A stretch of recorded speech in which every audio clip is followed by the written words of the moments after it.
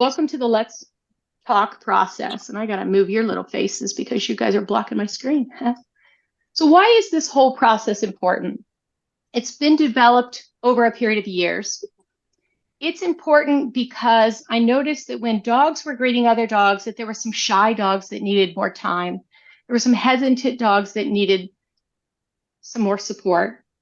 I noticed that there were some people that were letting their dogs greet when it was clear that the dog was saying, I'm not really interested in greeting. So by having the 7 steps, it allows us as humans more time to really understand our own dog's sociability, social competence, what our dog's arousal is, what their persistent is. Persistence, that word that I'm going to use a lot if I'm talking about a dog who's really persistent. Sometimes that mimics reactivity. If you have a dog that can't be off leash somewhere because it's persistent to get to what's important to it, that can be a dog who appears to be reactive, but I do think it's actually it's persistence. If I have somebody else that's joined us, if you could mute yourself, that would be great. The other benefits of this process is it encourages our dogs to self-modulate. Maybe you've got that dog that loves every dog and it's jumping and barking, it's super excited. Through this process, you're actually going to see in this video, you're going to see a Sable Shepherd self-modulate.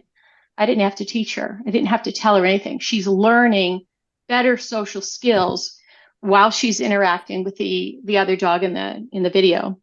So as it promotes these healthy social skills, and as the dogs start to have this conversation, I want you to think about, are the dogs going to be playmates or are the dogs going to be friends? And that is, it's an interesting concept. I think a lot of people think that, okay, my dog likes this dog, they're going to be playmates. That's really not the way it works. We really need to make sure that the dogs who want to be playmates are allowed to be playmates, but there are many dogs who say, yeah, I want to be friends, not interested in playing with everybody. So the goals are really important. When I think about the goals, I can shrink this back up.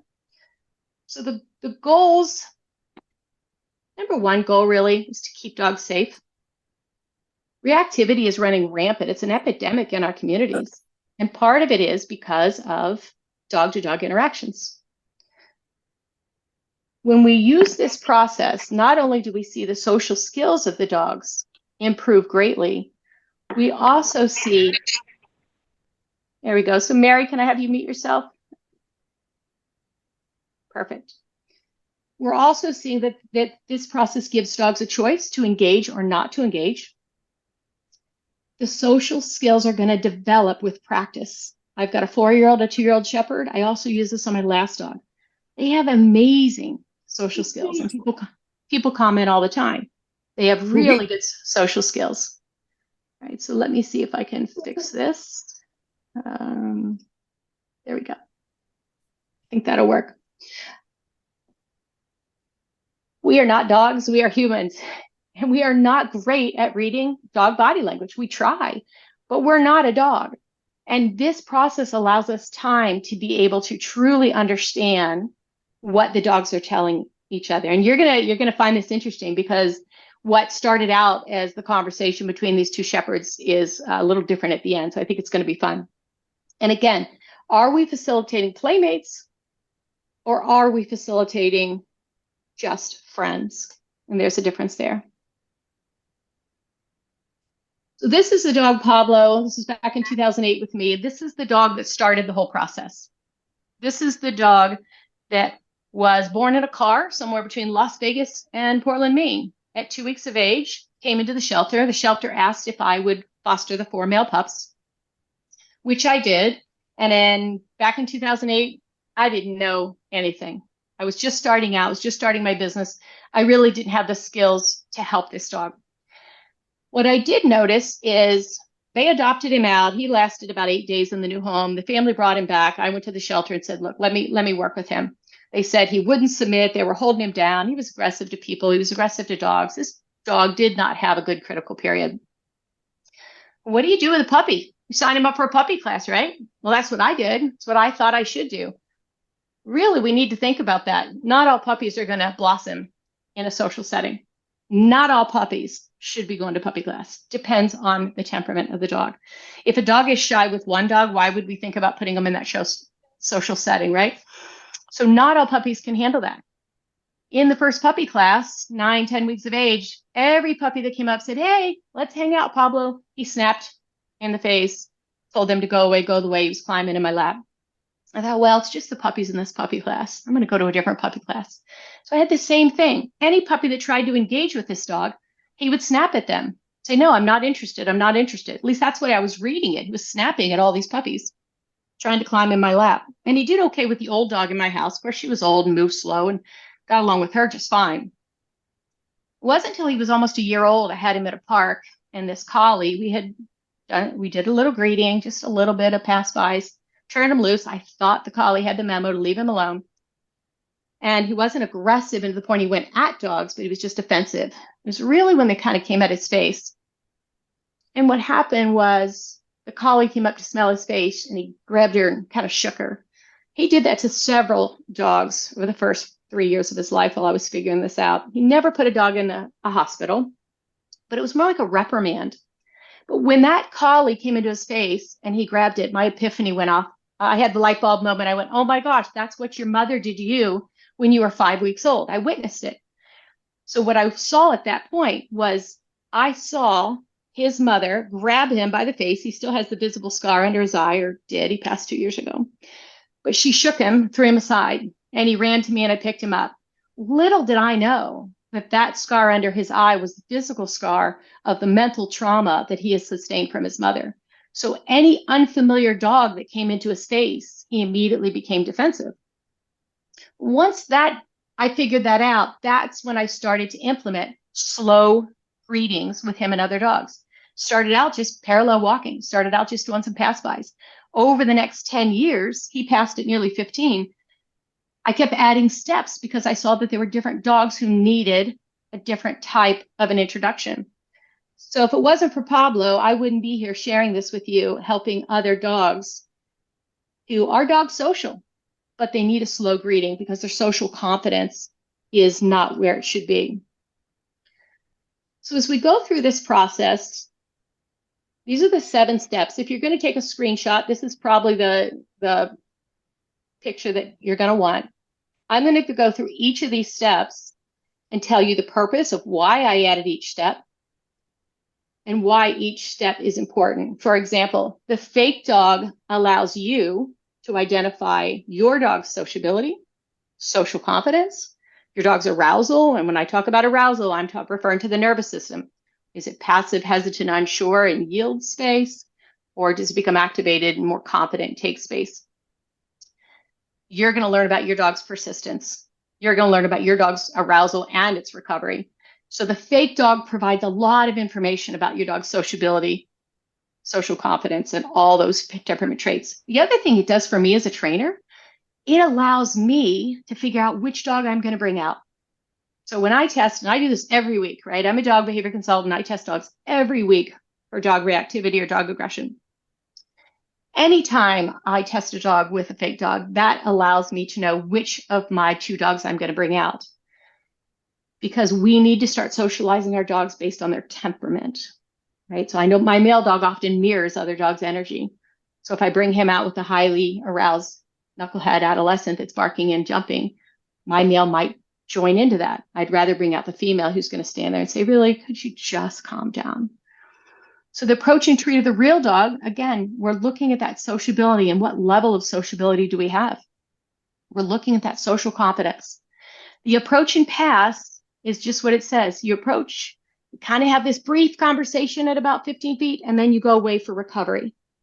And some dogs will struggle at that 15 feet. They need that recovery. They can't just approach and hang there. They need the approach and pass, especially dogs with big arousal that go to like this +3, and I'll talk about that. 5 later was added for the shy dog. I just did this 2 days ago. My neighbor's got a 3.5-month-old Bernese mountain dog coming up the road. And I was out with my male shepherd. And as soon as I walked Drake down, I could see that puppy was yielding space, backing away and sitting down. So I turned Drake around. I said, "Hey, I'm going to have you follow me." And as that puppy followed, it was able to become more confident following Drake. So the follow the leader step was added to support the shy dog. The parallel walking is where you're going to see one dog opt out. So if you've got two dogs in parallel walking, you're going to see a dog who says, yep, I'm done. This is too much social pressure. You might have on this parallel walking, that's when you're going to see arousal change, right? Because you're 10 feet away. I'm 10 feet from that dog. That's when you're going to see that frustration show up. The drive-by and sniff, I'm checking tolerance. Really important step. And we do it. This is a step we will add food on. We're not going to have food in any of the other steps.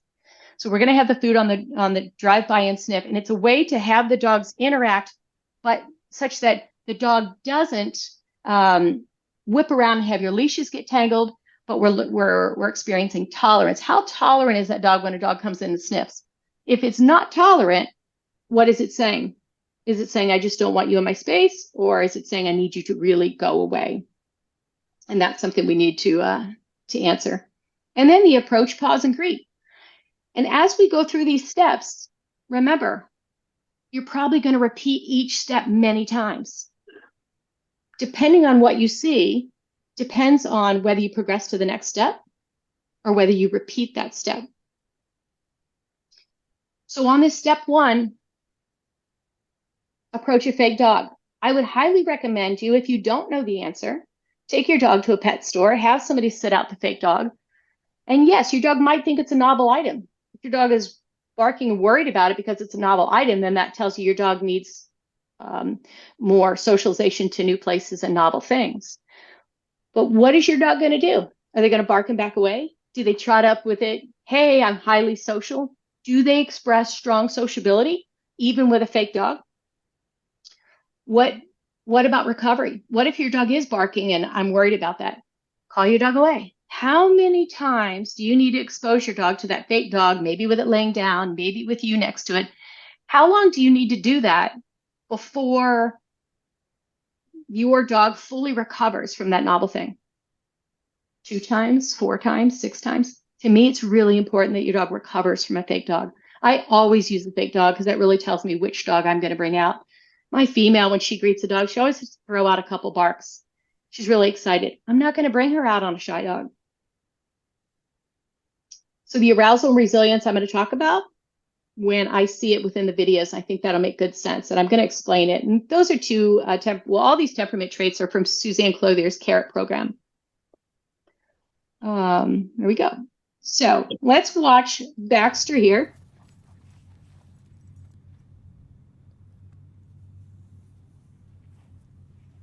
He's like, well, I'm not really sure about this. Whoa, some startle response there, right?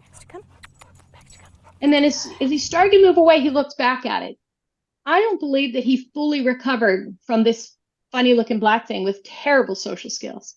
Like, this dog has terrible social skills. He's like, I just don't know about that, Judy. I think that's kind of weird. So we repeated it because my job is to make sure that a dog fully resolves, whether it's a real dog or a fake dog. So what we notice here, he's taking much more physical space. So not only is he showing sociability by, whoops, that mouse, sorry about that. Not only is he showing more sociability, he's engaging with it, but his social confidence has come up from the last time. Look at him making physical contact. He's putting his paw on it right there. He puts his paw on it. He's like, okay, this is just a stupid dog with poor social skills. I'm not that worried about it anymore. It was important for me to make sure that that dog really recovered from that fake dog. When I describe sociability, I'm using sociability definitions from Suzanne Clouthier. And I think it's important that we think about these on a graph, so to speak. But if you have a dog that's avoidant, it may just not be interested. I think that's important for you to know. Most people seem to think that avoidance is fear. It's not. And I'm going to prove that to you in this video today. You're going to see a dog avoid without fear. He's just saying you're not my type. Okay. So avoidance may just mean I don't feel good right now. I'm not interested in you. Maybe I'm tired. Maybe I'm a little gassy. The meal didn't settle with me. But avoidance does not always mean fear. If your dog is dog selective, maybe you're one of these people who says, well, My dog's good with good dogs, but if dogs, growl and tell him to back off, he doesn't respond too well to that. So your dog could be dog selective. If your dog is dog selective, then we would probably think that he has some poor social skills. Maybe he doesn't like being told no. We can improve the dog's social skills using this process. And maybe you have that dog, if your dog's dog selective, then I would ask, is your dog also a resource guarder with dogs? Because dogs who are highly dog social, the relationship is really important to them, they're not going to guard resources from a dog. So if a dog is guarding some resources, then they probably lack a little social confidence. They can be dog social, but it doesn't mean they have the social confidence to be in social settings. What I like about the dog that's quick to approach and engages all dogs is it's really obvious. That's the dog that we all can see. It runs up, super wiggly, visual engagement, play bowing, neutral tail, that strong sociability. We can have a dog, and maybe your dog is strong social, goes up to every dog, but maybe your dog is social and has good social confidence. Or if you're seeing that your dog's getting overly aroused, then it's possible that that over arousal is an anxious arousal and your dog is social, but he lacks social confidence. This process will build social confidence, and we'll see that in the videos. This is a great picture of social confidence. This is the brown dog Pablo that I showed you the puppy picture of. We think about social confidence. We think about a dog who goes through life self-assured, really self-assured. Look at the straight tail, straight legs, flat back. He had the muzzle on. This was after a class, and I let him out to stretch his legs and probably didn't need the muzzle. He was pretty dog social, but I didn't want him to reprimand any of the adolescent dogs. This is not my shepherd. This is another dog. They had come to class, and look at the difference. And I can tell you that she is incredibly dog social, but look at her confidence when he approached. She compressed, her tail went down, her legs are bent, her ears are way back. She's highly dog social, but she does not have the social confidence. And we know now from where she came from, she didn't come from a good place. And so she had some negative experiences with dogs. So even though the brown dog would snap if a dog came into his face, he had this bubble around his face, he was still dog social. And I'm so glad I figured that out, because if I hadn't figured that out and I made him go through life never breeding any dogs, I wouldn't have met his needs. That would have really upset me. So I'm glad I figured him out and he was able to make friends. This is one of Suzanne Clother's carrot graphs that she uses. And we could talk about this all day. And my arousal webinar was in December. If you get a chance to hear that, you can go to the website and listen to that. When I talk about arousal, I'm talking about the nervous system. I'm talking about both the physiological system, which controls all those gross motor skills. We're talking about the psychological systems, that spike of adrenaline that goes through a dog. Your dog may live its entire life in the passive, hesitant, unsure range. The -1 is the dog that says, whoa, when you go to pet its head, it moves its body part and says, don't do that, right? -2 is a dog that walks away. -3 is a dog that maybe runs under the bed. The -4 dog is that dog that is in the back of the kennel shaking. It can't function. So when you look at the extreme arousal, -4, +4, +4 is a dog that's taking space, running at that dog, running at that fence, barking and lunging, probably can't think and learn. Those are not functional. Even a -3 and +3 for some dogs, they can't think and respond. Our service dogs go from like a -1 to a +1, right? They're just, wait, what's that? Oh, okay, and I resolve it and bounce back. What you're going to see in the video today, you're going to see mostly stable dogs who are in this +1, +2 range. They're not going to go to a reactive extreme, but this +1 and +2. And the reason I did that was because I wanted you guys to have dogs that you could read their body language in this, that weren't too difficult while you're learning the steps. Because a big part of what you're doing is you're learning the steps of this process. So when we get to step 2 with a real dog, we're assessing. Do you guys want to be playmates? Do you want this dog in your space? What is your sociability? What is your social confidence? Does your arousal shift? In which way? Maybe you yield space. Maybe you turn away and lift a paw and compress, like that -1. So this is, I have the best job in the world, guys. I get to do this all the time with different dogs. Every time a dog sees another dog, I'm saying strong sociability, lack of social confidence, strong arousal, can't think and learn. This is what this dog needs. So each time we do this with a real dog, we're able to see these temperament traits. So this will be, and yes, I don't know why we forgot to put the harnesses on. We brought them. So we should have harnesses on, not collars. And so when we think about this, these two dogs are meeting. We've got a female stable on the left. She's probably about 18 months. So we got an adolescent here. He's just over 2. So he's just a little bit older than her. So look at the sociability. Both dogs showing sociability, engagement, pretty well balanced. Neither dog is looking fearful. The dog on the left is looking extremely confident. And I love these dogs that posture and lean forward. And they're saying, I'm a rule setter. But they're engaging and they're thinking. This is another Suzanne Clother term, rule setters. This female, Jade, is my second rule setter. So she's saying, you're kind of a knucklehead. And if you jump around on me, I'm gonna have to reprimand you. So then she softens a little bit. If we didn't have leashes on, these two would have approached and greeted right away. And from this video, you'd say, oh, they'll be fine. A lot of people would have said, oh, let them greet. Jade, let's go. Certainly the black dog is ready to greet. Let's go. Good girl. What'd you see at the end there? There was a little persistence. Shepherd's like, but I really want to meet. I want more information from that dog. That's strong sociability. If your dog is wanting to engage, that is sociability. So eye contact. We're just watching this again. Waiting for one. Lots of sociability here. Lots of social confidence. His arousal escalated a little bit. Jade, let's go. Jade, let's go. Good girl. And then there was the persistence at the end. Move my mouse. So this is what we were dealing with. If we just approach our dogs, let them look at each other, we've got this black adolescent dog who's saying, I love her. I'll buy her a drink. This is great. And we have this dog being a female saying, you seem pretty wound up. I think you need to calm down. Right? If we had let him into her space, she might have reprimanded him. I didn't want that. I don't want reprimands. I want dogs to communicate at a safe distance. So because those two dogs showed sociability, they were both wanting to continue the engagement. I said, okay, let's go to step 3. Let's do the approach and pass, and let's make sure we think we're seeing what we're seeing.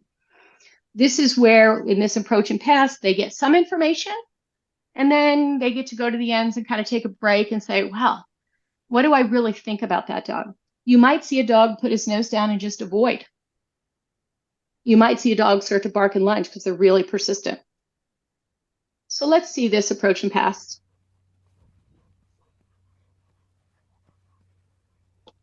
Not what I expected.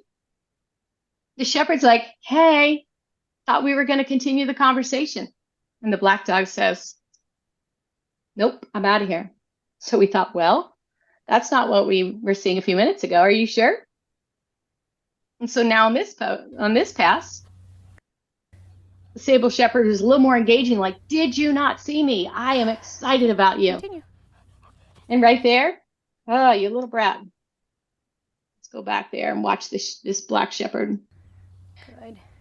So right here, as he jumps, watch how goofy he gets. We'll continue. So he's doing a little bit of avoidance, but then look at him. Look at that play posture right there. Bent legs, they're about to play. And he goes bouncing off. Pretty playful, showing some engagement there. So, okay, so we've got some engagement at both dogs, but they're still pretty wound up, still pretty amped up. They're adolescents. What do you expect? So if we move on to step 4, we're going to do follow the leader. And with this follow the leader, there's 2 ways of doing this, guys.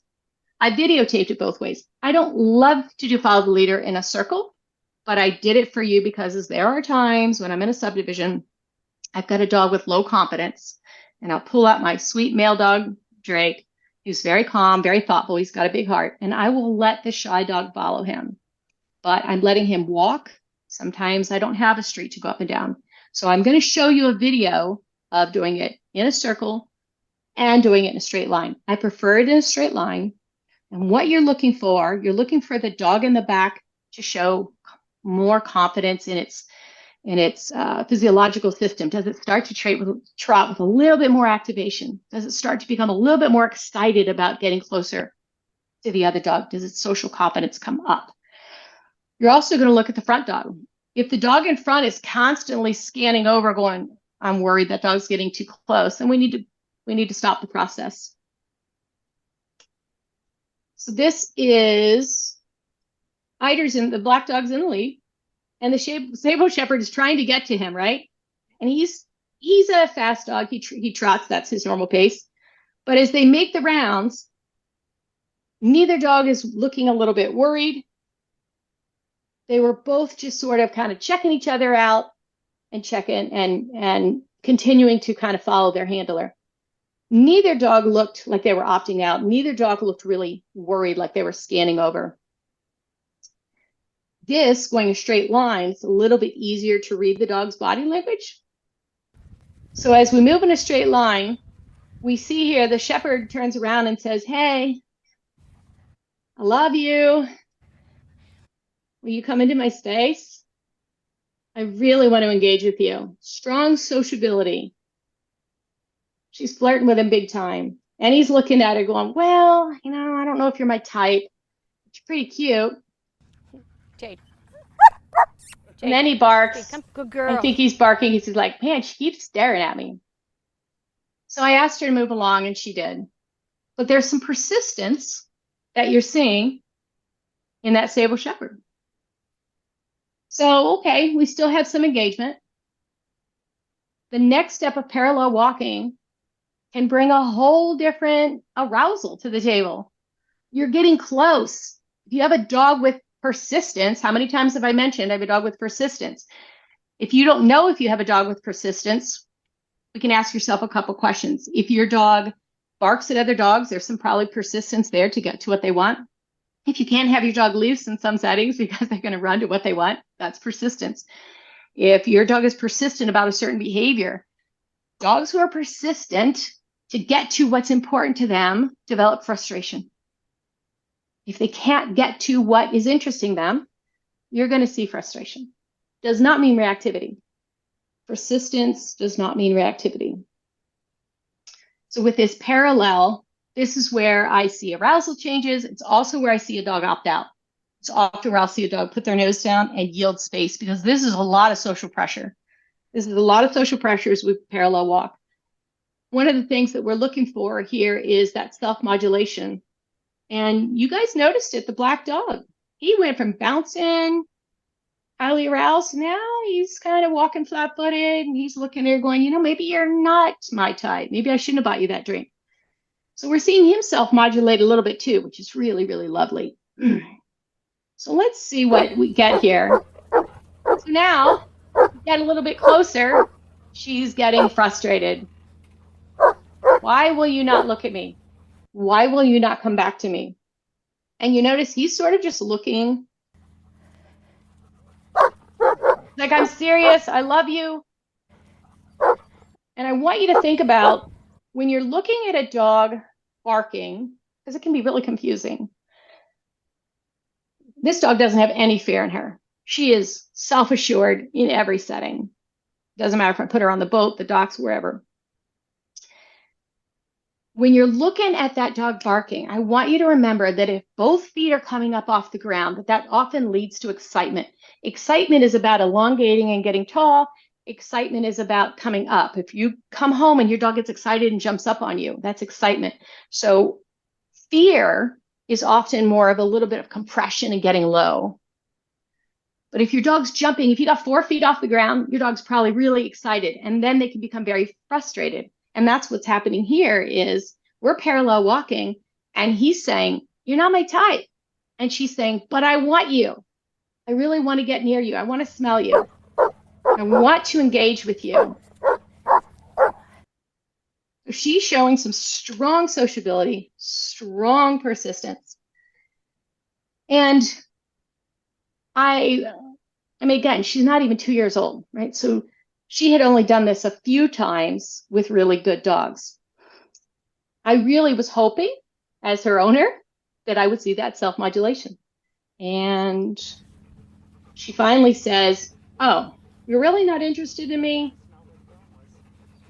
I did not do anything, people. I did not speak to her. I did not say enough. I did not add any food to this process. She is confident. She doesn't need food. She doesn't need, look at that. Both these dogs are confident. If you have a dog that's highly social and highly social confident, you don't need to be doing the look at that game. But I think we have to know who our dog is before we enter them in a program. So for her, this self-modulation just happened, right? Because she's gaining social skills. So I was thrilled. I was thrilled to be able to continue and have her self-modulate. She just added like 3 books to her bookshelf. Oh, little cursor. She just added several books to her bookshelf. Look at it right there. He starts to come across and she's like, now? She's persistent. She's consistent. She's social. She's socially confident. Her arousal spiked when she got within 10 feet of him. That's when we saw the arousal spike. And when we kept walking and saying, this is all you're going to get, she self-modulated and said, okay, fine. I don't like the answer, but I'm going to take it. So when we got to this point of the drive-by and sniff, I was already pretty sure what her response was going to be. So we had the black dog go first. And in this process, I'm looking for tolerance. How tolerant are you to let another dog smell you? If you don't want another dog to smell you, I'm not going to turn my dog loose with you. That's valuable information. It's not fair to turn a puppy loose with a dog who hasn't had a chance to smell them and the dog hasn't had a chance to say, I don't like that. We want to make sure that we do that before we turn them loose. We also want to be able to have the handlers not have to be circling around. So in this process, I do this as a straight on. So this process, we use food. So Kale's feeding his lovely dog Eider this food. Jade's coming up for a nice smell. Look how tolerant he is. I am not happy with my playing today. So look how tolerant this guy is. Again, coming up. Tolerance. Tolerance. Low arousal. He turns around, he says, oh, that's you. You're out of food. I'm out of here. It's pretty clear, isn't he? He's pretty clear. He says, you don't have any food. Not interested in turning around and engaging with her. So we did it again. So what if you don't run out of food? And I call her away. If she bumps him, she body slams him during playing, he's not going to take offense. He's saying right now, I'm super tolerant of that contact. Let's go. He turned around, looked at her, and took his last treat. Again, he's not afraid. He just keeps saying, she's not my type. So I love this process of, well, how tolerant are you if another dog comes up and smells you? So let's see what she says.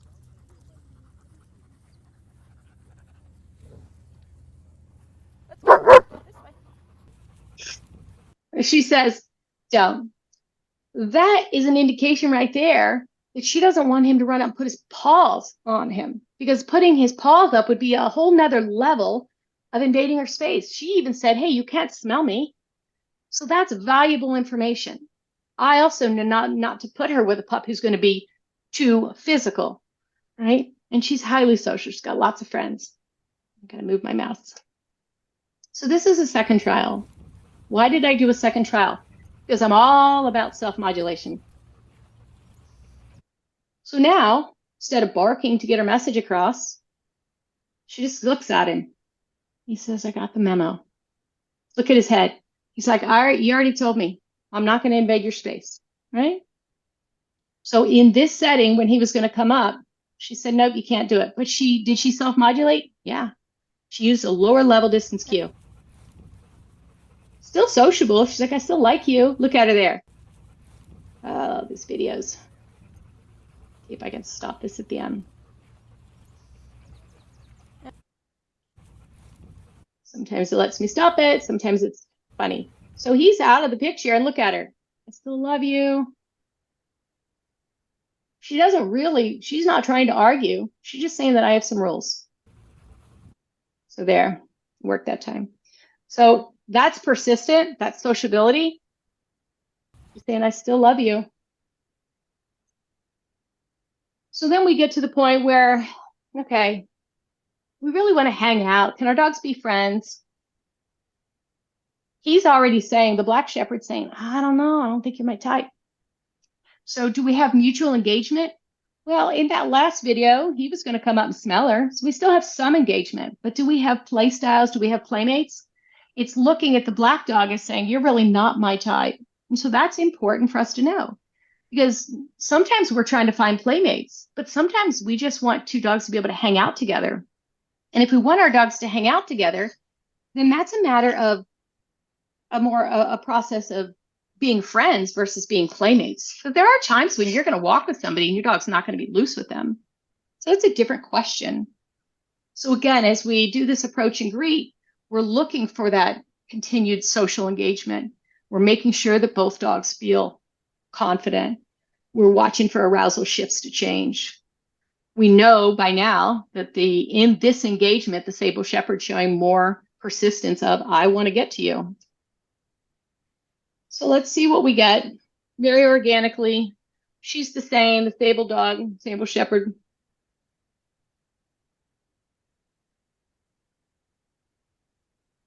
And so they're both showing this sociability. He's backing away. He's barking and back away and saying, I think he's really saying, would you stop staring at me? Could you please stop staring at me? And what I felt bad about is, while we are meeting his needs, we're not necessarily meeting her needs. And so you notice that she tagged him right there, right? And then she plays down. She's like, please come in. Please come buy me another drink. She wants to play with him really badly. And he's showing some social behaviors there too. It's like, okay, well, maybe I could buy you another drink.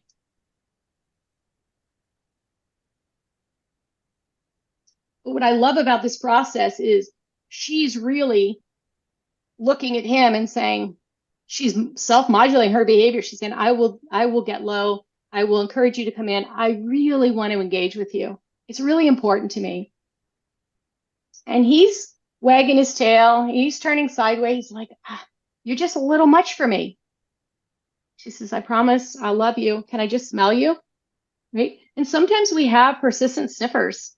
And a persistent sniffer is a dog that what I've learned in this process is I have dogs who do the follow the leader. They get close enough, they'll get some scent. And then after the step 6, they get scent and they're done. They're not even interested in greeting. So for some dogs, when we talk about meeting our dog's needs, we obviously think about our physical needs, just set by the dog. We're thinking about our nutritional needs. We want to feed them the best food possible. But our social needs, in this case, he's saying, I'm good. And she's saying, I really want to have this engagement. How persistent is she? Strong sociability. Every time we bring her out, she calms down a little bit. She calms down a little bit. She gets a little bit slower. She's working very hard to build his relationship, to get him. Does he look scared there? Do we look like a dog that's fearful? No. If he was afraid, I wouldn't have continued to the steps. He's not afraid. He's not interested. He's saying, you are not my type. And that's just dog body language. That's just a preference. Let's call it that. I think that was, yeah. So what this video is, guys, this is when they first came out. Hang on. This is the first time they saw each other. Look at the difference. So when they first came out, she was all big energy. Who are you? What are you going to do? What are your intentions?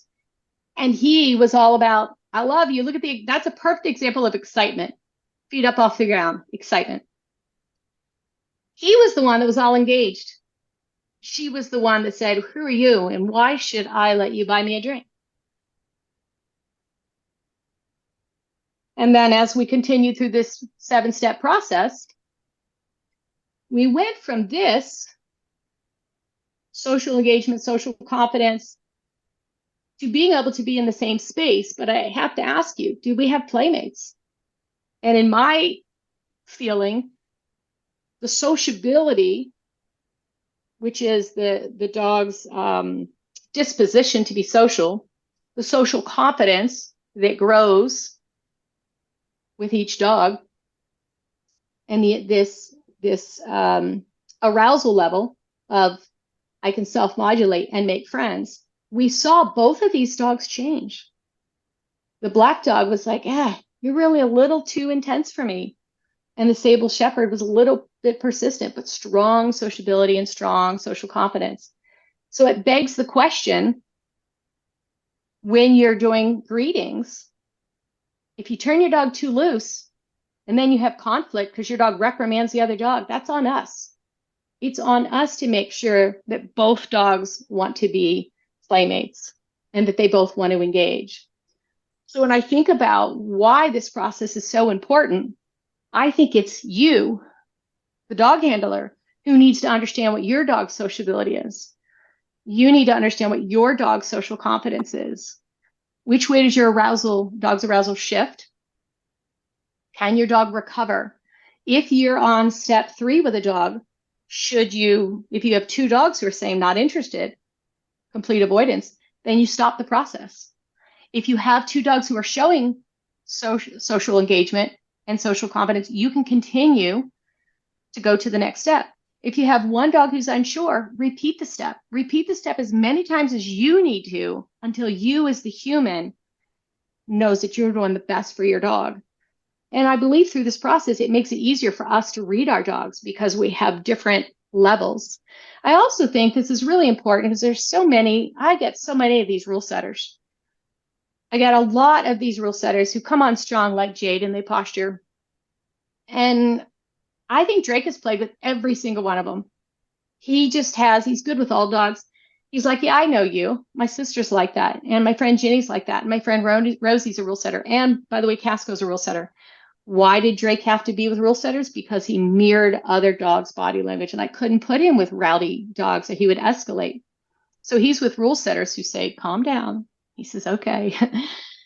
But I think that this process of having these dogs, if you own a dog that postures like that, and everybody says your dog's being dominant. No, it's confidence. She's rule setting. And in my experience, those dogs are highly dog social. Not all of them, but if you go through this process, you're going to have your answer. So if you have a dog who's a rule setter, don't deny her friends. Let's see if she can self-modulate and convince us that she is friendly. So what about resources? I thought this was important to add. It's kind of a little bonus. What about resources? If you're adopting a new dog into your home or you're taking your dog to visit your family's dog and you go through the 7 steps, you say, well, he's good. He likes most dogs, but I need to pick up the bones or I need to pick up the toys before you come in the house. You're like, okay, I probably wouldn't be taking my dog in that house for one, because that dog is probably dog selective and that dog needs to trust your dog really, really well before he's going to share those resources. Let me re-explain that.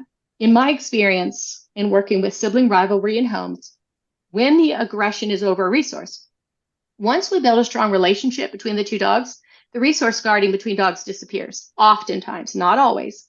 If I have 2 really persistent dogs that both think that item is highly important to them, I'm going to have conflict. But if I have 1 dog that's somewhat passive and 1 dog who is the resource guarder, once he learns to trust and once he learns that a low growl makes that other dog go like this, they can live together quite well. So with resources, we want to know if a dog's going to guard a resource before you turn them loose together. And again, in my experience, if you have a dog that's good with all dogs, show strong sociability, they're not territorial, their yard, they let any dog in because having a relationship with dogs is that important to them. And they're not going to guard resources. It's the emotional dog that's more likely to guard that resource. So I've got the black dog here first. And we bring Jade out and say, well, what about resources? How are you going to feel about this? And you can see he's eating it right there. And what I want you to watch is I want you to watch her body language. She's laying down. She's going to put her nose down and watch her change posture here. Whoa, you see that? He gives her a low growl and she says, oh, she takes a step back. She tongue flicks. She's like, okay, thanks for the memo. I will give you space. She turns around and says, he growled and said he really wants to keep the bone. That's not resource guarding. He didn't get all emotional and try and attack her. He was very controlled. He's like, I don't want you to have this. Perfectly within his limits. He's much more of a rule setter. It's the emotional dog that rushes over and attacks the dog that their arousal goes from like a -3 to a +3. Those dogs are more likely to become a resource guard and go at the dog. The rule setter often is just going to go after the resource. So what about Jade? So you can approach a little bit and stop.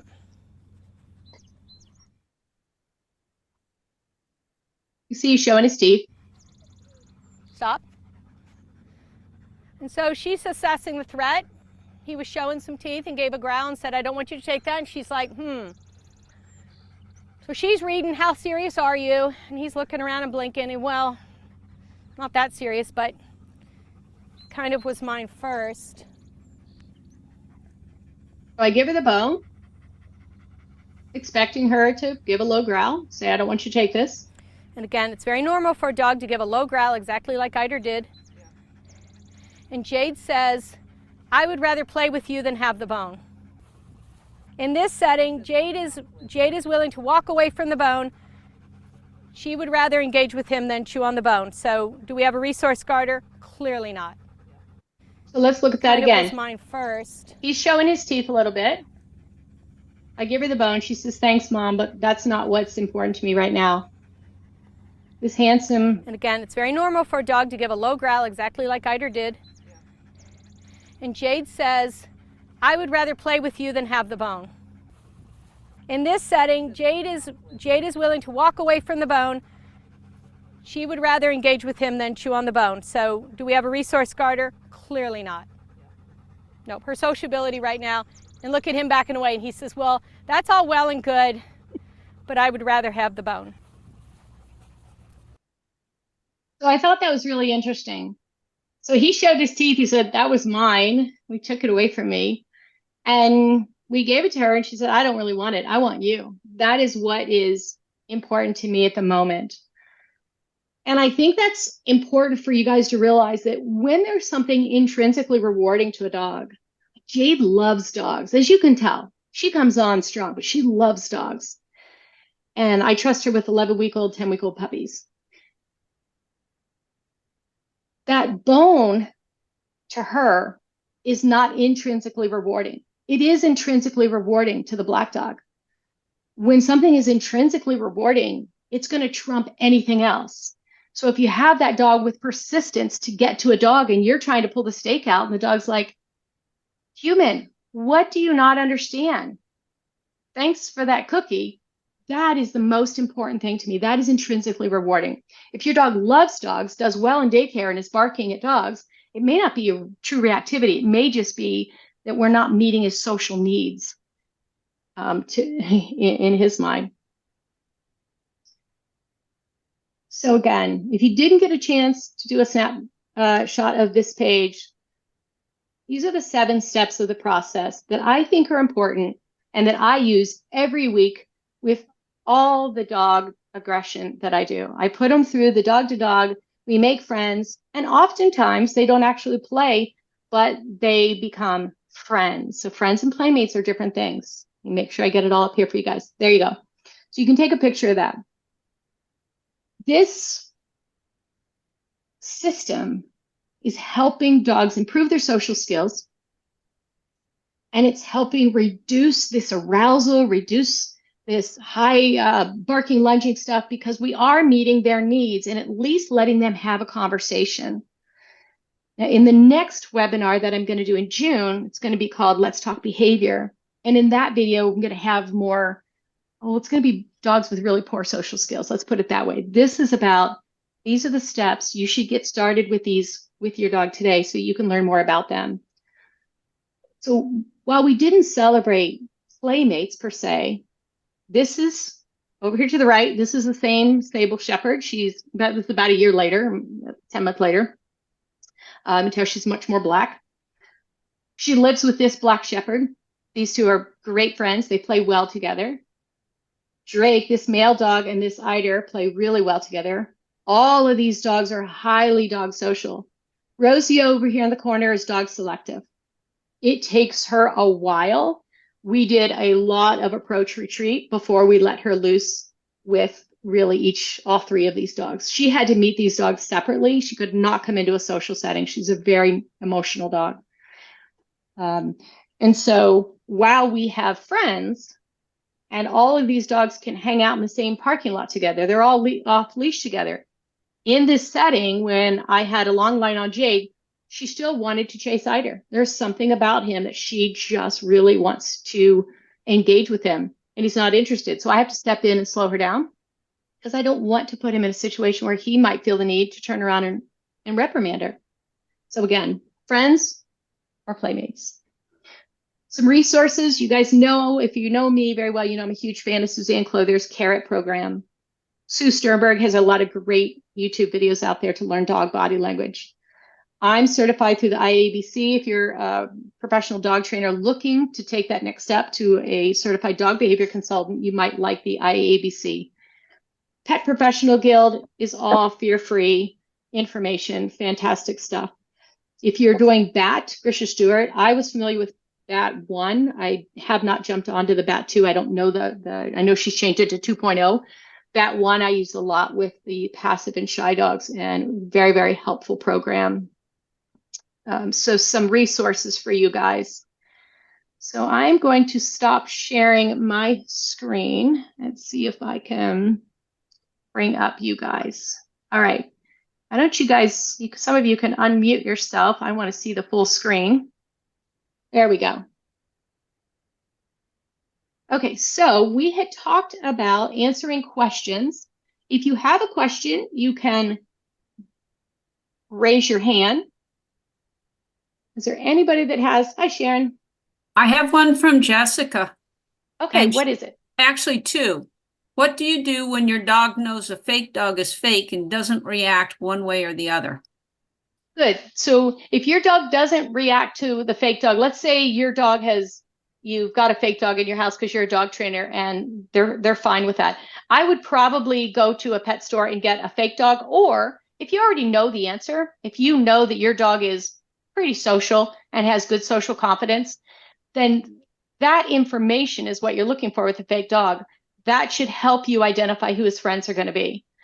If you're not really clear on that, go to the pet store and use a different fake dog in a different setting and see if you get the same response. See if your dog rushes up to it and think about that level of engagement. What does it look like? But using that fake dog, and you're right, like my dogs walk past the fake dog all the time. They're like, yeah, it's fake dog, whatever. I'm not interested in that anymore. But if you have that, can you think back of what the first conditioned emotional response was when your dog saw that fake dog? And if not, skip that step and go to an unfamiliar real dog, especially if you're a dog trainer and you have those around. You can go to that next step because you have probably more information than somebody who isn't as trained in dog behavior. But it is fun to watch, to see. I mean, I've sewn my fake dog up 7 times. Been interesting to see how many dogs would rush at it and have the confidence to grab and shake. So I was glad I didn't use my fake dog for that, or my real dogs for that.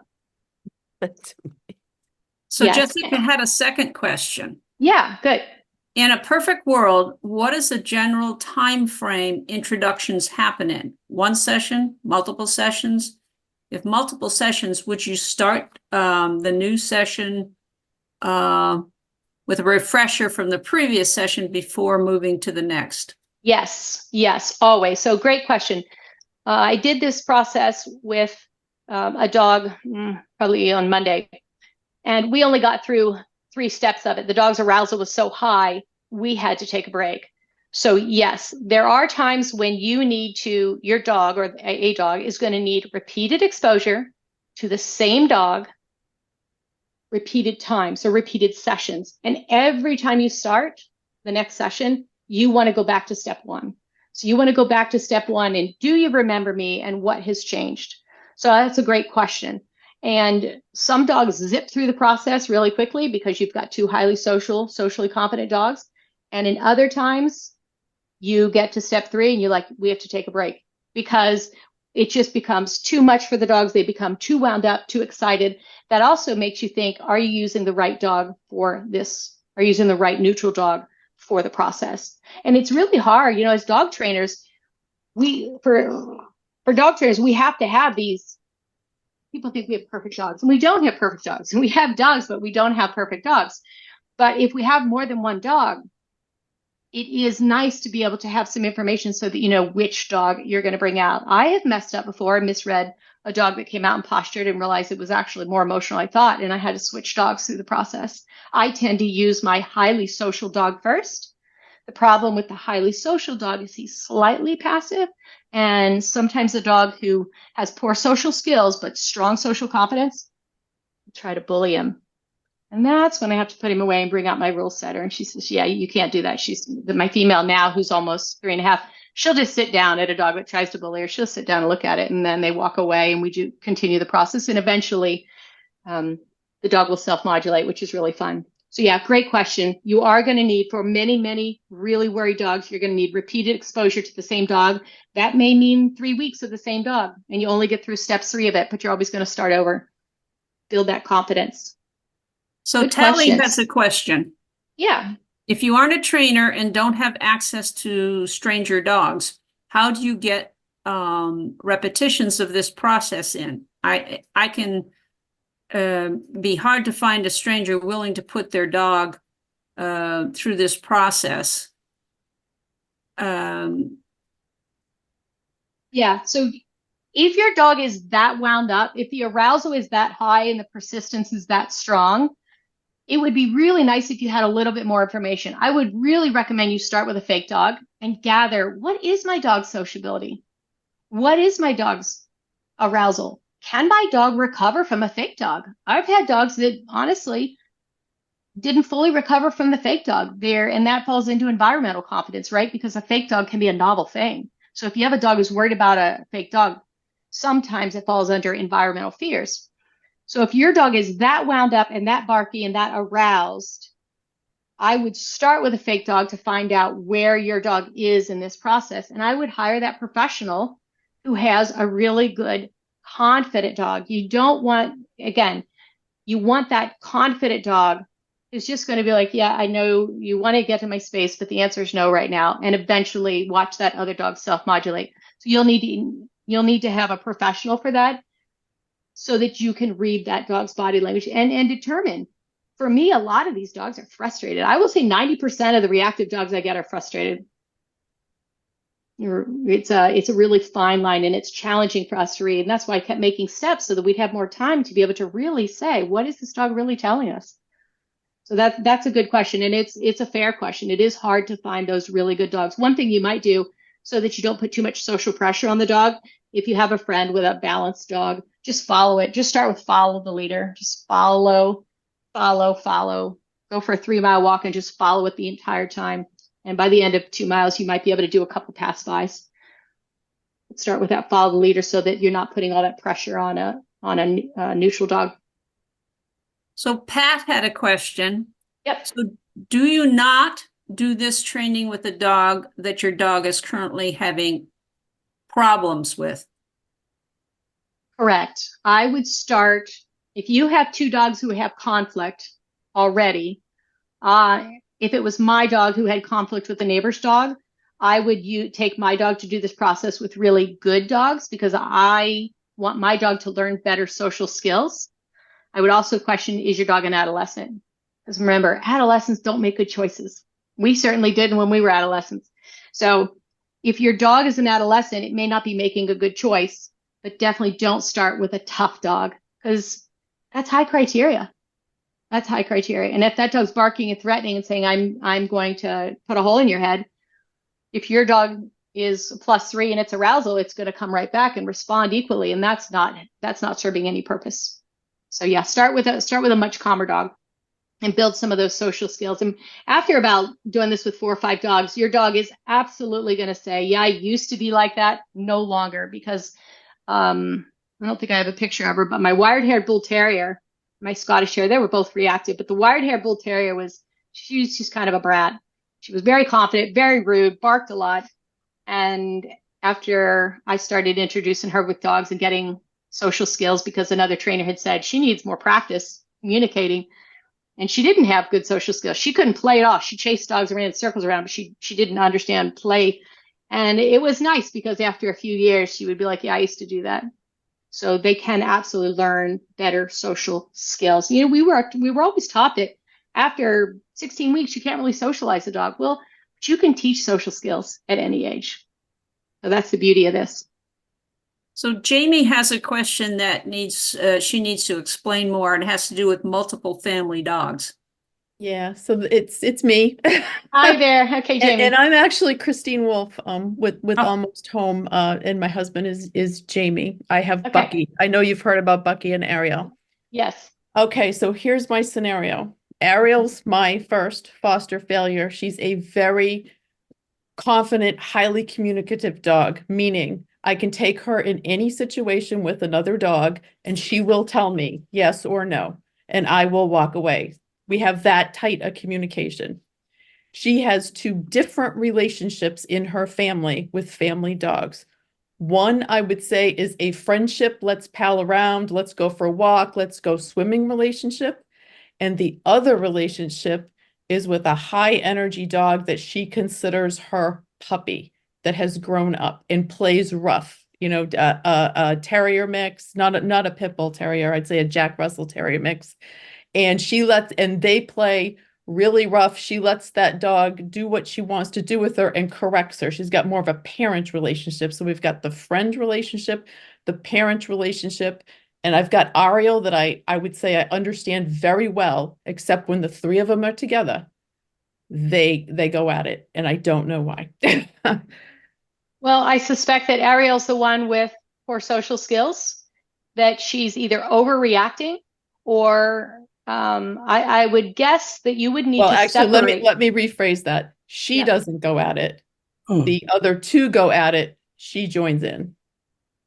She comes after it. So the terrier, Jack Russell mix and the Siberian Husky, the terrier mix is always trying to go to the Siberian Husky when the Siberian Husky goes, yep, no, I don't want anything to do with you.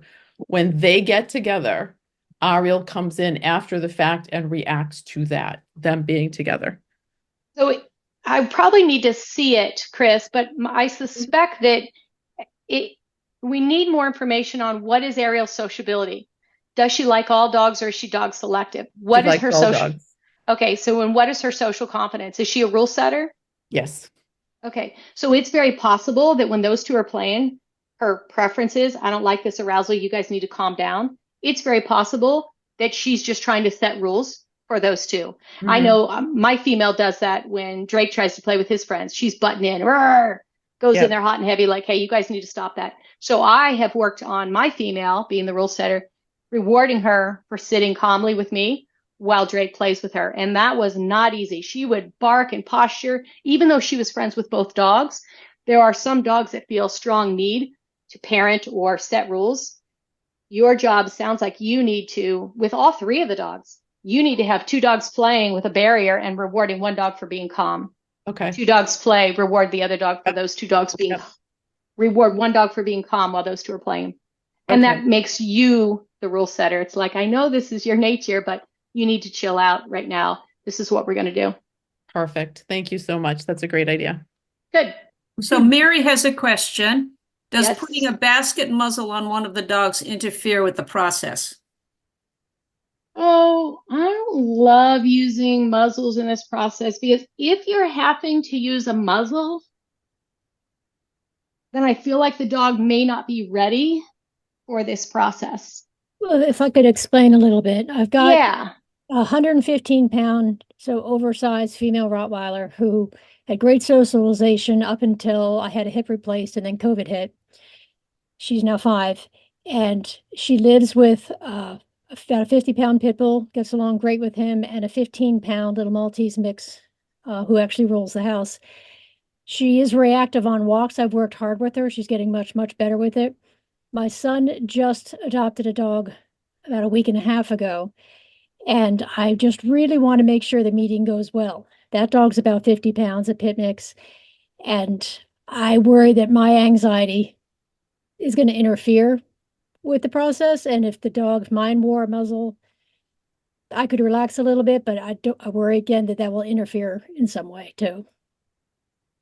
We don't want to slap a muzzle on a dog if it hasn't been conditioned to it. Well, she's Because been yes, conditioned to it. she's been conditioned.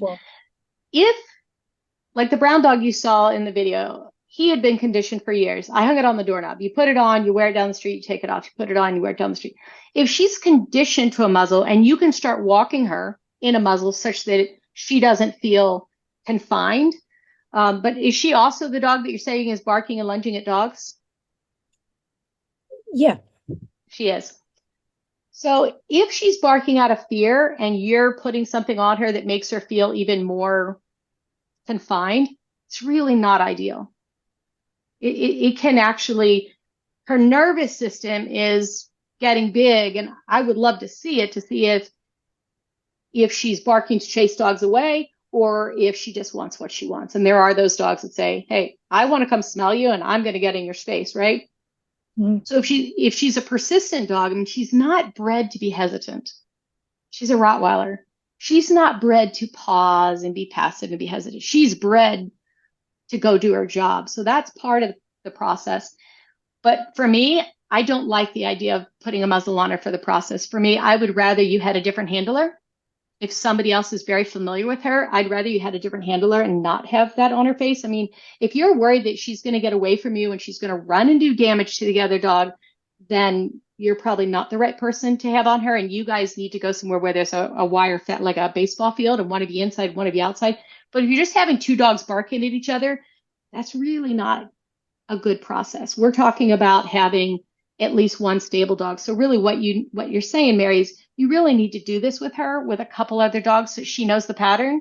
Like my dogs know the pattern. I say, okay, do you want to go say hi? We're going to parallel walk. We're going to play follow the leader. And then we're going to sit and settle and let them have a conversation. We don't always do that meet and greet. I think you need to practice this with your Rottie before you jump to any dog that's going to be barking back and giving attitude at her. Do you know, maybe go take the pity to a place where you can test the pity with a fake dog and see what do you have. If you've got 100% sociability and good social competence, you might be able to use her, but I don't know. Because yeah, I don't know who she, I don't know her nervousness. I don't want to put a dog in trauma. Yeah, the new Pitty was in the shelter for a year because she was deaf. So that's also a little piece of it as well. But she did fine in social groups. They said, I can talk to the woman who was working with there as well to find out. And mine has never bitten a dog. No. When I was doing some classes with her, she was be great and be focused and attentive. And then she'd turn around and something would rile her up and I'd take her out of the room for a little bit, bring her back and calm her. That was about 3 years ago, though. So if she, and do you use like a gentle leader on her face so you can handle her? No, you put a gentle leader on and she lies down and won't move. She's highly, yeah. If I had known she was going to be that big and the hip, I would have started her out puppyhood with one, but I didn't. I find the same thing. I find I can't use it anymore. Dogs absolutely hate it. They just hate it. So I would have you practice with, I would actually have you run through the process with one of your own dogs. I would go to an unfamiliar place, have you bring her, have somebody else bring another dog from the house, and I would get your mechanics down. You need to practice approach and wait, call your dog away, practice pass-bys, and make sure that you can hold her back. Yes, it's a dog she already knows, but run through the mechanics with a dog she knows first. And then are there any other dogs that she has friends with that she's met outside your house? Then do it with another dog that she knows. Yeah, a little bit. Find a dog that she's familiar with, that you've walked with before. Do the process with that dog before, and that way you're working on your own skills, you're working on your own timing, you're working on your own arousal, nervous system. I would do that and get your skills up before you throw her onto an unfamiliar dog. And is it still a good idea to not be in either dog's backyard? Yeah, just definitely meet in a neutral environment. Neutral place. Okay. All right. I've got to go as well. Thank you very much. It's been very You're helpful. welcome. Good seeing you. So Mary Freeman has a question. Yes. I have a curious 4-month-old who'd go up to any dog. Is it reasonable to try this process with an 8-year-old who shows interest, or is he too young? Yeah, I think that would be a good process with the 8-year-old and the overly friendly, social, confident dog that wants to run up and say hi to everybody. I think it's great when you have that overly social dog that you practice the self-modulation steps with a dog that your dog already knows. It's a really good idea. So yes, they would both benefit from the process. And you're going to see that self-modulation, which is great. I mean, you saw it in the Sable Shepherd. She's like, pick me, buy me another drink, please. She's like, all right, fine. And I didn't do anything. I love that she's maturing and she's getting better skills every time I do this with different dogs. So Coretta has a question. Yes. Douglas is a rescue, a min-pin mix, and sometimes growls and bites, sometimes bites. How do we get him not to bite? Yes. And Coretta, are you talking about biting you or dogs? Oh, anybody that comes into his space. He's reacting to dogs and to people. Sometimes he's better with people, but he also does try to bite us. Yeah, Douglas has had a lot of trauma. I've met Douglas. He has had a lot of trauma. This dog was thrown from a car. I still questioned on that bump on his back. And did we have that checked out, that we do an MRI or something? Were they able to say what that was? No, the vet says it's normal for him. It's sort of how his bone structure was created. So inside he's perfectly fine. It is very odd. But no X-ray. No, they did an X-ray. Okay, good. Good. Okay, so yeah, he's got a bump on his lower back. And Douglas is one of these dogs that he has to really trust you, and then you can touch him. And he did pretty well with me. He let me do open bar body handling with him. He did pretty well. He wasn't ready for me to pick him up. But if you move too fast and Douglas doesn't know what your intentions are, he becomes very defensive. So the hard part is, we know that he's got trauma. We know that he lives at that +2, +3. If you offend him, he's going to snap at you. We as the humans have to go slow enough so that he has time to do that low-level warning. Have you seen any improvement, Coretta, on when you do the open bar and you're petting him? Have you seen him relax a little bit as you run your hand down his body? Yes, yes. The only part that he still won't let us touch is his head. Yeah, and your dog could have a perpetual headache. He was thrown from a car. Oh, mm-hmm. He could be having minor seizures. He could have scar tissue in there. There are a lot of medical things, but yes, when you touch this dog's head, he is, please don't do that. So I think you guys are going to have to manage yourself and not do that. I still personally, my gut tells me that Douglas is in pain because I know he loves you. I know he follows you around. He wants to have this relationship with you, but if you touch his head, he just overreacts. And to me, it's just a classic sign of pain.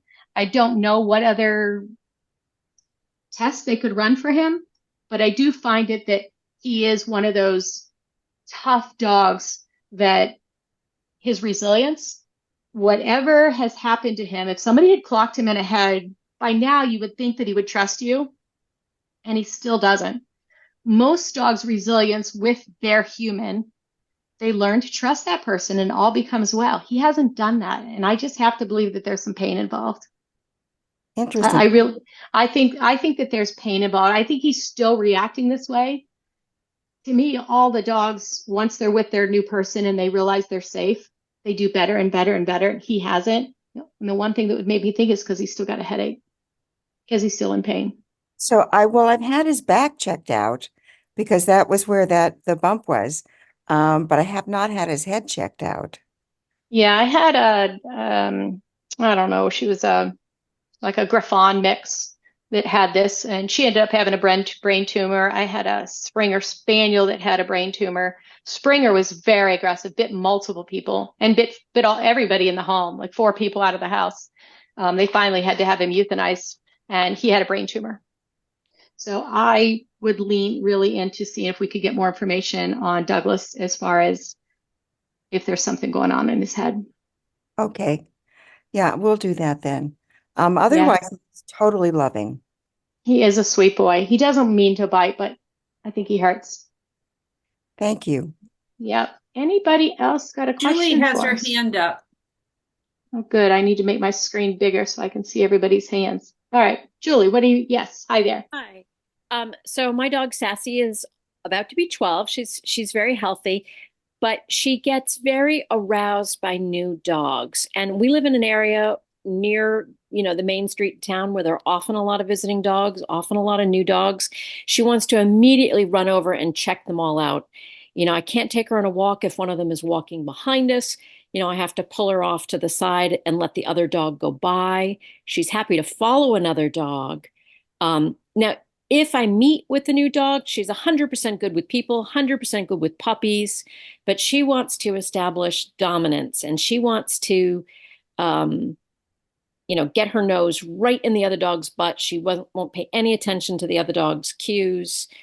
She's just all in there. And I guess my fear is if I'm always pulling her away from new dogs, she's seeing them as some sort of threat. So I don't always like to pull her away from new dogs, but I don't want her rushing in either. I agree. I don't think anybody here on this Zoom right now gets everything we want. And I think we all have to learn some impulse control. I think she needs to learn some impulse control. I think you need to say to her, sorry, that dog doesn't want you doing that. We're not going to do that right now. So I think you need to give her the skill, because I believe all dogs can learn skills. She needs to have the skill that sometimes she's going to sit, wait, go say hi if it's a familiar dog. If the other dog is not interested, she needs to be able to do a behavior. We're going to sit and wait here. You can't always have everything you want. And So it's sit okay. and wait rather than, because I don't want her to think of the other dog as a threat and turn around or go another direction. I mean, like, what's a good way to teach her? Good. Yeah. So I think you create this pattern where you're on a leash and she sees the dog and she starts to get animated and gets excited and leans into the leash.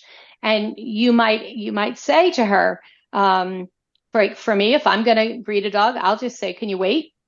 And let the dogs have a conversation. So now you're walking down the street, practice 10 waits. Can you wait? Okay, let's go. Can you wait? Okay, let's go. Make it a solid skill without a dog, right? No dog there. Can you wait? Yep. Okay, let's go. That's a skill. I need you to wait at the stop sign. I need you to wait at every mailbox. You don't always have to use food. Yeah. The reward is you get to move again. So I would give her that. She's a pretty good waiter. She's 12 years old. She's a pretty good waiter. Good. Then practice that when she sees a dog. And then when she sees the dog, you've often got these options. For me, I might have Drake sit, wait, and then I may say, can we just parallel walk with you a little bit? And we'll just walk, and he knows he may get to meet, he may not, because he knows the pattern. If I say hustle, it means we're hustling away and there's not going to be any greeting. At the end of hustle, he gets a cookie. Okay. So if we're not going to greet, I'll say, Drake, hustle. But if Drake really wants that dog because he's super friendly, he'll sit down. Because sometimes he has to sit, wait, go say hi. So he tries to train me now. He knows the pattern. He'll sit and wait, but I really want to meet this dog. So, we're not going to meet that dog. That dog is already saying it's not interested. So I think having her slow these down so that you can read the other dog's body language and you're giving her the skill to sit, wait, go say hi, or sit, wait. And you can call it. You can say, let's walk. And you can learn to walk next to another dog. Yeah, I don't always trust the other dog owners because sometimes they're not in control of their dogs very well. And if it's not a calm, lazy dog that you're walking with, you shouldn't be that close anyway, right? Because you're right. We don't want her to get bit. We want her. Oh, she'll do the biting. She'll do the biting. Yeah. So she's the one that's coming in rude. Yeah. So what Julie's describing is a dog with low social skills, like poor social skills, but is really socially competent. Oh yeah. She's rude. Yep. She wants what she wants. Yep. Persistent. social skills. Persistent, and she's going to bite when the other dog says she can't have it. So I She's agree. going to bite if the other dog initiates, but yeah. Yes. But I also, at her age, I would question her eyesight. At 12, I would great. Yeah. At 12, I would question whether she can read what the other dog's telling her or hear if the other dog gives a low growl. I wonder if she'd be able to hear it. Yeah, no, she's always been a little bit like that. She's hearing it and ignoring it. She's persistent. Mm-hmm. She's seeing it and ignoring it. Yeah, and that's where you need to say, no, we're not doing this. You're rude. Okay. So wait and maybe some walk-alongs if. Yep. Okay. Yep. And follow the leader. If she likes to smell dogs, following can often meet their needs in that scent respect. That we've been doing, and that's worked well. Yeah. Good. But it's people I don't know. We can't always arrange those. Sometimes it works. No, I think it's for these persistent dogs. There are a lot of working breeds out there, and they were bred to be persistent. It's not that they're trying to be difficult animals. It's just genetically their predisposition is, I'm going to get that. I was bred to finish the task. And so waiting is really hard for them, but we have to follow through and say, I'm sorry, we're not going to act like that right now. And you're not going to be rude. You're not going to cause trauma and fear on another dog, because that's just not okay. Great. Thank you. That's helpful. You're welcome. They're all different temperaments out there. They're all funny. They all make us laugh. Any other questions? Sharon, you don't have it? Yeah, Coretta. What is the best way to socialize a dog to other dogs? This is how I've socialized my last 2 dogs, and they are fantastic. Okay. And they haven't had trauma. I have never taken them to the beaches. I mean, I do take them to beaches. I'm a sailor. They sail with me, but I am very cautious of what beaches I go to. But they haven't had any. I don't take them over here to the lovely woods where dogs can rush them, because I've seen what it has done to my clients' dogs. My clients' dogs come in, they're social, but their social confidence is really low, and they become very defensive. And so I don't put my dogs in any situation where an off-leash dog can rush them, because they don't have time to make a decision. And if it's a rude dog, Drake would just be like, hi, I love you. And a dog could attack him because he's somewhat passive. And Jade would posture and say, you're being stupid. Don't do that. And the dog might not like that answer. And if the dog doesn't like that answer, they might use their teeth to resolve conflict. I mean, there are a lot of rude dogs that would run in and not do damage. There are a lot of rude barking dogs that have really good bite inhibition, but they still want to go in and smell. So I think using this process, walking your dog in places where all dogs are on leash, you're walking along, you step off to the side, and your dog watches the dog. You just a wait, standing wait, sit wait, whatever they're comfortable doing. They watch the dog go by. Nice job. Reward them. Off you go. Watching other dogs is phenomenal for teaching social skills. And eventually, you're going to have a dog barking at your dog, and your dog's going to be like, okay, I got the memo. And it's great when you see that self-modulation. They can all get there. It's just a matter of practicing. And not all of our dogs have had great upbringings, right? Some of us have rescue dogs. We don't know where they came from. My Scottish Terrier she was big personality. And first I'd only had her a couple weeks. I shared custody with the owner because she bit a woman in front of LL Bean, $5,000 damage in a woman's hand. And the ACO contacted me, and I shared custody because the owner was somewhat deaf and elderly. And when he passed, she became my dog. And when I tried to introduce her to the first dog, I was like, this is beautiful, happy-go-lucky lab like Cody coming up. Just, hey, I'm at a baseball game trying to socialize with Scotty I don't know a whole lot about. And sure enough, the black lab came right up, and Sophie just sunk her teeth right in its nose. And I was like, ugh. I felt awful. This sweet black lab just got a bite in the nose. And she was a really playful dog, but in that setting and on leash, it wasn't happening for her. So I slowed down and started using this because I had the Scotty the same time I had Pablo, the brown dog. And turned out after the leash screenings, she could go off leash with dogs. She was fantastic. She never bit a dog again after that. But I knew the signs, but I socialized her for probably 3 years before I started letting her loose with friends' dogs. And she never bit another dog.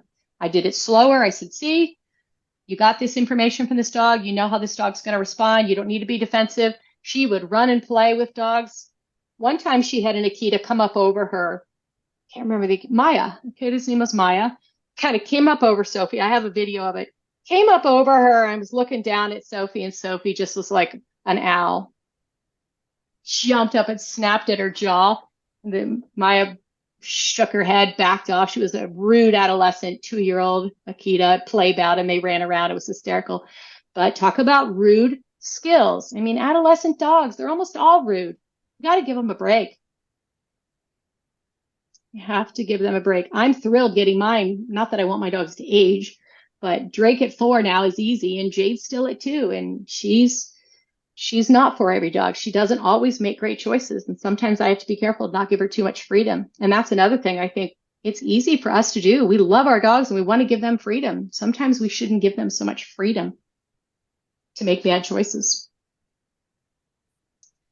Any other questions? I really appreciate you guys hanging in here with me. This was fun. Oh, it's very helpful. Good. And like I said, the next one will be in June. It's going to be more on behavior. This one was really on the process to get you guys started. You guys can all start doing this now. The next one's going to be more on let's talk behavior. And it'll be more interesting videos of dogs. I'm still creating that. I've got the teaser done. And also I've got the book coming out this year, which is, I don't have the title for it yet, but I have almost all the chapters but one.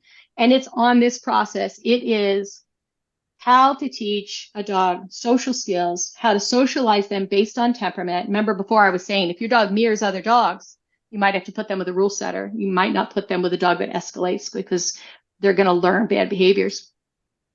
But what I love that I've done in the book is there's going to be a QR code. Every step has a video of 2 dogs doing this process, and it's 2 different dogs. It's not the Shepherds. It's the brown dog that you saw with the fake dog. It's Baxter and Reggie. So it'll be 2 different dogs.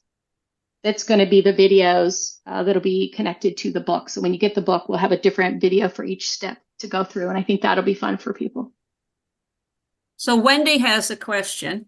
Yeah. So she says she fosters, and she says she has 3 of her own. What's the easiest way to bring the foster in?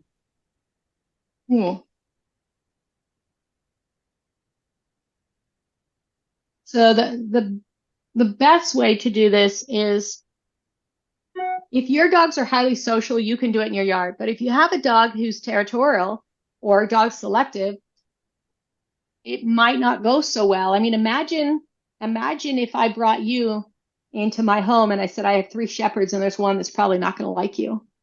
Immediately there's some stress. So definitely 1 dog at a time, but honestly, that should be done before you bring the dog. That should be done wherever you go to pick the dog up. It would be nice if you could do that in a neutral setting. And I would run every one of your dogs through this process so that by the time you decide to bring the dog in, you know which one of your dogs you have to manage. Because with that many dogs, you're probably going to have to manage, which is fine. A lot of people have dogs they have to manage. But it just means that you might have a couple gates up. But I like to do this process in a neutral environment, or maybe it's just down the street at a park with 1 dog, then maybe a second dog. And depending on the energy level of the dog you're bringing in, you bring out a 3rd dog and you're like, wow, these 2 dogs get along great. They're already going to be fine. Well, then in your home, you're going to have to manage, and it may not be managing so that there's 1 gate there. You may have to have a gate over here at your office and 1 over here at the kitchen so that the dogs have 15 feet between them, depending on how social your dogs are or how rude your dogs are. But you have the responsibility now of keeping this dog safe and building positive and strong social skills with strong confidence, because it's the dogs that are fearful that become defensive aggressive. So really, really slow process, 1 dog at a time. I did this with a chow. I had a family that had 2 chows and they adopted another chow. And so we did this process, 1 dog out at a time, made friends, and it was really clear which dog was going to be friends with the new dog. And those 2 dogs sort of stayed together for a while before we added all 3 of them. I think we did the process probably 3 days that week before we had all the dogs loose in the backyard together. So the slower, the better. Definitely go slow. Any other questions? Well, thanks, guys. Sandy, I don't know if you're on there. Hi, Sandy.